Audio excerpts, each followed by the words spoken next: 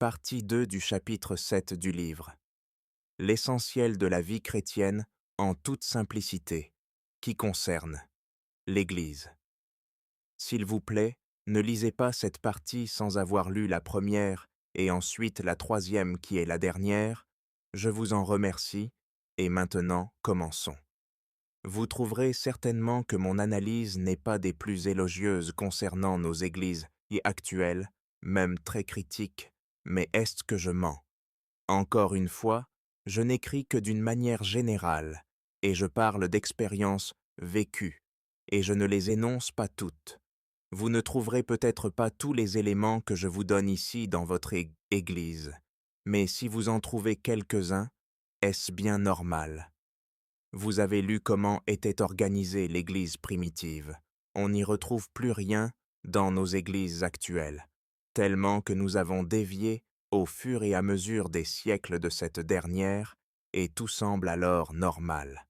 Au début de ma conversion, on ne connaissait pas encore tout ce que je viens de décrire. Il n'y avait pas tous ces artifices.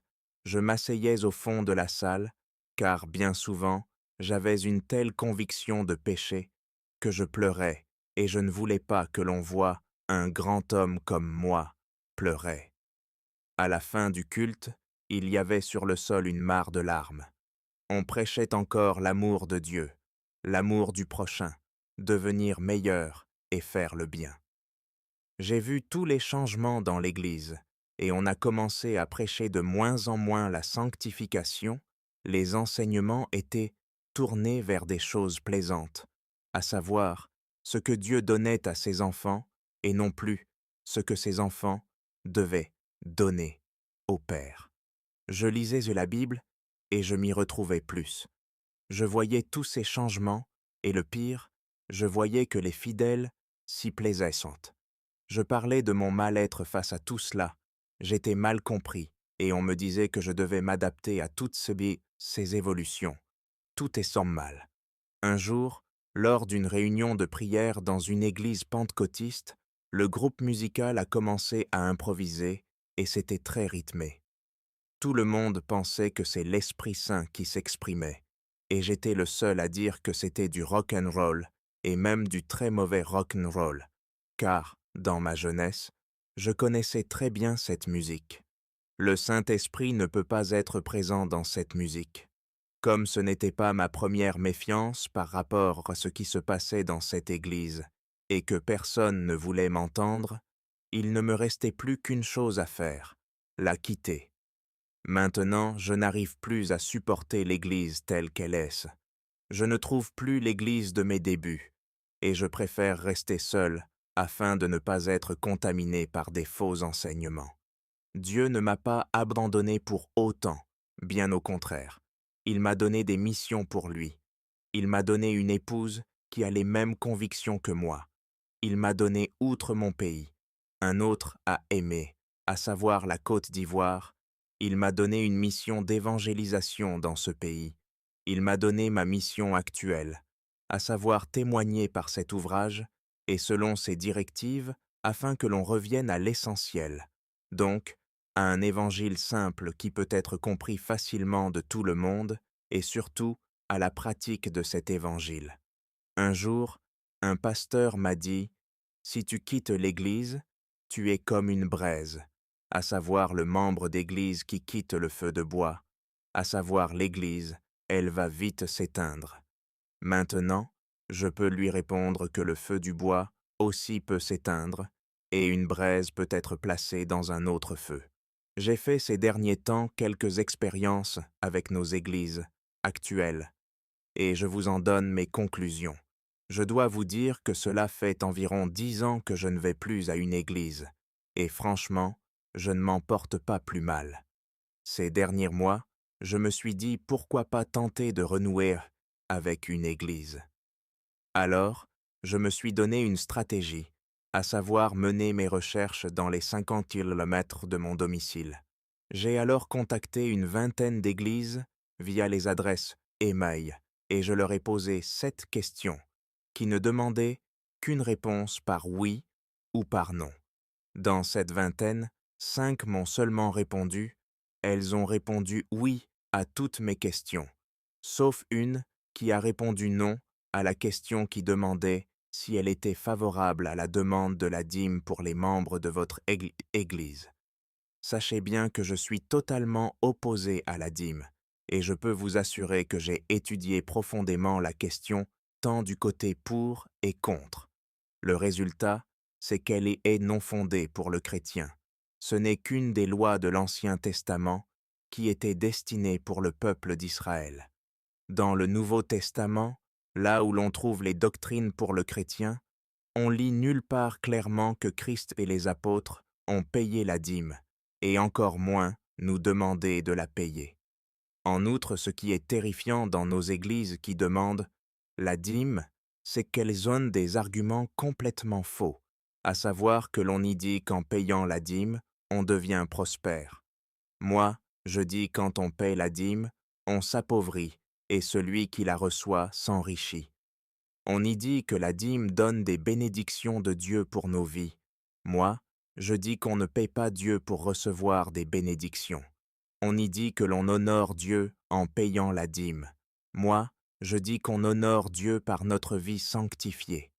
Voyez-vous, dans nos églises, on prêche la foi, mais dès qu'il s'agit du domaine des finances, il n'y a plus de foi à avoir. Il suffit de demander la dîme aux membres de l'Église. C'est tellement plus facile et plus sécurisant. Étonnant, n'est-ce pas? Voyez-vous beaucoup de nos conducteurs spirituels, pasteurs, prophètes, apôtres et consorts, se disent hommes de Dieu, comme des envoyés directs de Dieu. Si c'était réellement le cas, pourquoi dès lors devrions-nous leur payer un salaire? Ne devraient-ils pas demander directement à Dieu leur rétribution? En fait et en résumé, on donne un fardeau aux membres de l'Église.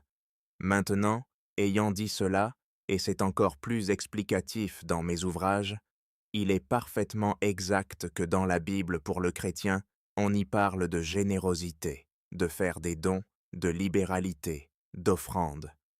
Voyez-vous, quand j'ai dit mon opposition à la dîme, les responsables des églises qui m'ont répondu ont coupé directement tout contact avec moi. Je n'étais plus intéressant. La grande majorité de nos églises demandent la dîme. Eh bien, je vous dis que cette grande majorité se trouve dans l'erreur, et on y trompe les membres.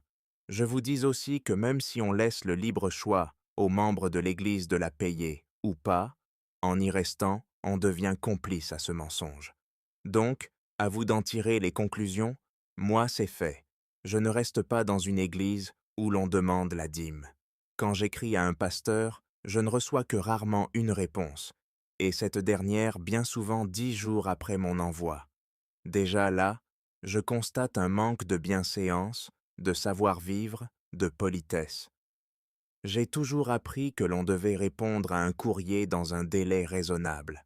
Durant toute ma carrière, j'ai connu de grands hommes politiques, de grands chefs d'entreprise, de grandes personnalités. Aucun d'entre eux ne se comportait, comme je le remarque, avec certains de nos pasteurs. Voyez-vous, le bon comportement ne se voit pas que dans les grandes choses, mais certainement aussi dans les petites, celles que l'on ne voit pas quand on se trouve dans le privé. Oui, en public, nos pasteurs ont la parole facile, et ils savent séduire une foule avec leur verve. En fait, ils sont dans le paraître, mais derrière cette façade, que se cache-t-il? On me répond que l'on n'a pas le temps pour répondre à son courrier. Pourtant, quand j'écris et que je pose quelques questions, souvent très simples, cela ne demande que 2, 3 minutes pour y répondre, mais c'est encore de trop pour un pasteur. On prétexte que l'on a trop de travail. Alors, je leur donne l'exemple de Jéthro, qui donna de bons conseils à son beau-fils, Moïse, à savoir de partager son travail. Je me suis rendu compte que les pasteurs ont une position dominante sur leurs membres d'Église. D'un côté, ils veulent tout contrôler, et de l'autre, les membres d'Église comptent sur eux pour leurs problèmes. Je me suis rendu compte qu'ils ne délèguent ou partagent à personne leurs fonctions. C'est justement ainsi qu'ils gardent leur domination, leur contrôle sur les membres de l'Église. et ils exercent, dès lors, une certaine autorité sur eux. Voyez-vous le danger pour eux en partageant leur travail? C'est que quelqu'un d'autre puisse devenir plus important, plus efficace qu'eux. On est attiré par celles et ceux qui possèdent les dons spirituels, et c'est bien souvent celles et ceux qui possèdent des titres tels que pasteur, prophète, apôtre, qui ont les dons spirituels. Il est pourtant dit que nous tous pouvons ce passeport aux dons spirituels, et c'est Dieu qui les distribue à qui il veut, quand il veut, et quel don il veut donner.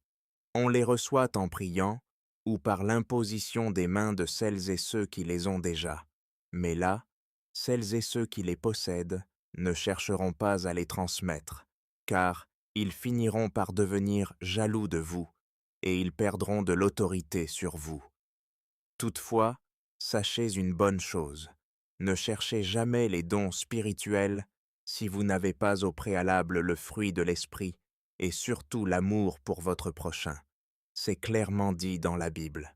Encore une fois, je vous dis que l'amour fraternel ne se trouve pas toujours dans les grandes choses, mais aussi et surtout dans les petites comme par exemple une réponse à un courrier dans un délai raisonnable, à trouver le temps pour partager, pour dialoguer avec les frères et sœurs, à les visiter, à prendre contact avec eux. Beaucoup de nos pasteurs se disent « hommes de Dieu » et on les croit. D'autres sont des serviteurs de Dieu et ils sont les moins nombreux. J'ai remarqué des différences entre ces deux qualifications et ceci n'engage que moi. Ceux qui se disent « hommes de Dieu » sont bien souvent des personnes hautaines, aimant les honneurs, recherchant la prospérité financière et personnelle.